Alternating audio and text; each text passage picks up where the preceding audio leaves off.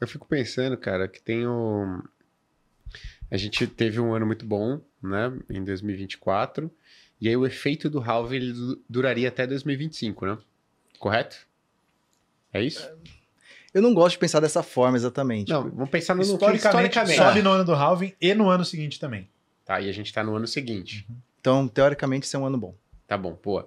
E aí, cara, é uma pergunta que eu queria fazer, né? Uma das primeiras já, porque no passado a gente já viu o Elon Musk influenciar muito o mercado de criptoativos, com a Dogecoin, e aí vocês no devem... passado, não. Esses Ah, dias não, ele fez ontem é gracinha lá passado. e empurrou também mais uma pra Lua. Ontem é passado já. Mudou a foto de perfil dele, né? Pro sapinho. Exatamente. Então, assim, ele já influenciou e parece ser um cara que gosta muito desse mercado. Vocês devem entender muito mais, né? E aí ele comentou que, na opinião dele, o ano de 2025 vai ser um ano ruim para o Bitcoin. E eu confesso que eu só vi o headline, eu não me atentei o porquê que ele acredita nisso, né? Mas queria que vocês explicassem se, das duas uma, né?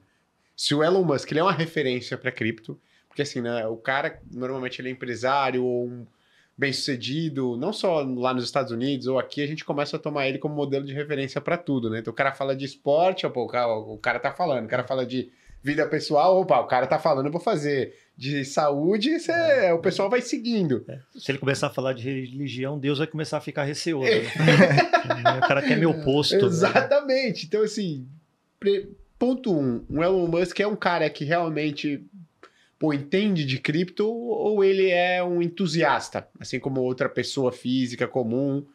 E segundo, qual que é a teoria dele de porquê, né? Quais motivos que ele levantou que não vai ser um ano bom para o Bitcoin esse 2025 e vai quebrar o histórico do ano seguinte ser positivo?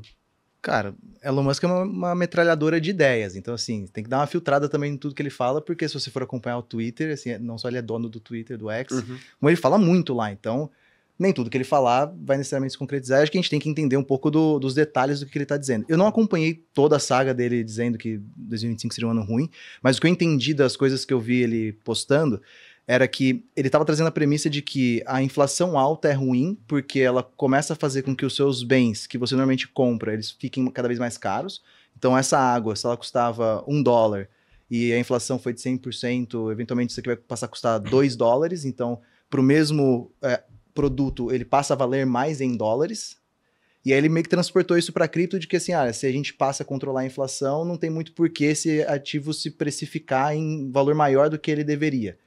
Só que aqui ele está tirando da conta uma série de outros fatores, que é pura e simplesmente a questão de oferta e demanda, e muito do que o Felipe trouxe de que assim, cara, se as pessoas elas se movem em hordas e você tem picos de demanda ou vales de demanda em algum momento, esse ativo ele vai responder de outra forma. Eu não posso comparar isso com a garrafa d'água.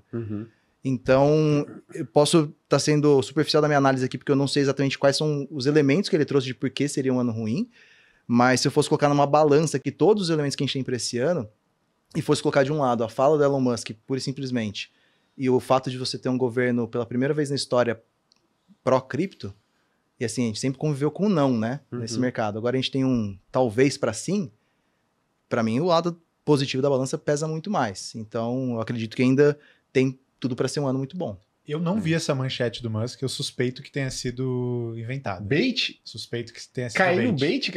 Quem caiu foi o Perini e ele compartilhou comigo. Então. Não, muita gente compartilhou e ele deve ter falado coisas nesse sentido, tarifas, inflação, vai ser ruim para ativos de risco. É que ele postou um vídeo de um cara explicando o efeito da inflação, assim, em outro contexto. E aí, nesse vídeo, o cara falava exatamente isso, de que assim, se a inflação cai, o preço das coisas cai.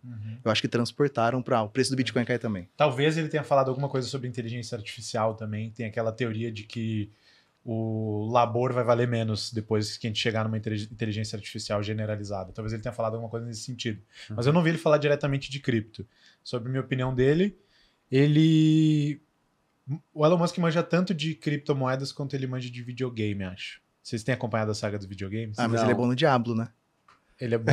Em tese, ele é bom no Diablo, mas reza a lenda que ele paga um monte de gente de vários países subdesenvolvidos para evoluir as contas dele para ele ficar jogando no bem bom, entendeu? Cara, eu não duvido disso. E aí, nos últimos dias, a galera tem... Eu apostaria uma boa grana nisso, inclusive. A galera tem vasculhado a internet e mostrado, cara, esse conjunto de itens que você tá usando nesse jogo não faz sentido, enfim, tá apontando erros dele nesse sentido. E ele já falou várias barbaridades em relação ao Bitcoin. na época da cisão, da guerra civil do Bitcoin ali, ele começou a opinar sobre, e nos anos seguintes também, para quem não sabe, o Bitcoin se dividiu em dois em 2017. De um lado tinha gente que queria que o Bitcoin fosse mais usado no comércio, micropagamentos, transações do dia a dia, e de outro lado um pessoal com uma visão mais de ouro digital, vamos poupar esse ativo por longo prazo. E o Elon, depois que essa cisão já tinha acontecido, ele meio que ficou do lado errado da história. Então, tem algumas coisas que ele não... Apesar de ele ser um cara que manja muito de engenharia, e de eu respeitar muito ele, e tem algumas coisas que ele não entende tanto de cripto, não. Mas é o meme ambulante, né? Ele faz preço por causa disso. Agora, com o cara liderando um departamento que chama Doge, você acha que ele não vai acarretar numa... Pelo menos aumento de exposição dessa moeda Doge? Claro que vai, né? Meus 2 centavos de contribuição no tema é o seguinte: entusiasta de alguma coisa, todos nós podemos ser. Eu posso ser entusiasta, inclusive, de palpiteiro também, né? O ponto é que é diferente quando você é entusiasta e tem o caminhão de dinheiro que ele tem, de recurso próprio, e com o alcance que ele tem, ele ainda carrega o recurso de terceiro, que vai na onda dele. E né? agora do E governo. aí você faz... No Bitcoin, não, porque o volume de Bitcoin é gigantesco, mas em ativos de menor liquidez, ele tem punch para fazer preço. Mas você acha Seja que com recurso próprio, mas também com esse recurso de terceiro que ele carrega, porque a turma vai na onda. As hordas vão na onda porque precisam acreditar em alguém. Né? Então, meus 2 centavos de contribuição é isso. Uma coisa é você ser entusiasta sem dinheiro, aí você é só um entusiasta. Outra coisa é você ser entusiasta com muito dinheiro próprio e de terceiro, aí você tem muita profecia autorrealizável. Mas agora, cara, a gente conversou, quando que foi que a gente fez o último podcast, até naquele cenário lá? Foi lá Cara, eu anotei, porque eu falei assim, ó, eu quero saber quanto que o Bitcoin subiu desde aquele podcast. Então, quanto? Tem 2 datas, o dia que a gente gravou e o dia que foi ao ar. Não, Qual que você quer? Pode ir falando, você anotou os 2 aí, pô, bora. A gente gravou, eu preciso pegar agora, mas subiu entre 35% e 55%. Quanto? 35% e 55%, 35, é isso aí. 50, A gente gravou com o Bitcoin a $66 mil. 66 mil dólares. Foi ao ar a 75, subiu E vocês muito estavam rápido. mega otimistas com o preço do Bitcoin. Sim. E se concretizou. Você comprou mais, Ricardo? Claro. Eu fui comprar Tesouro IPCA 2045. Que Petrocard. Não fica triste, porque eu também tenho um pedaço lá. Eu diversifico, né? Eu também tenho um pedaço lá. Marcação mercado tá triste. Mas eu também tenho. Eu fiz minha alocação. Lógico. Os caras falavam que o Bitcoin caía 30%, 40%. Eu fui ver essas coisas aí que estão caindo. Não tô entendendo.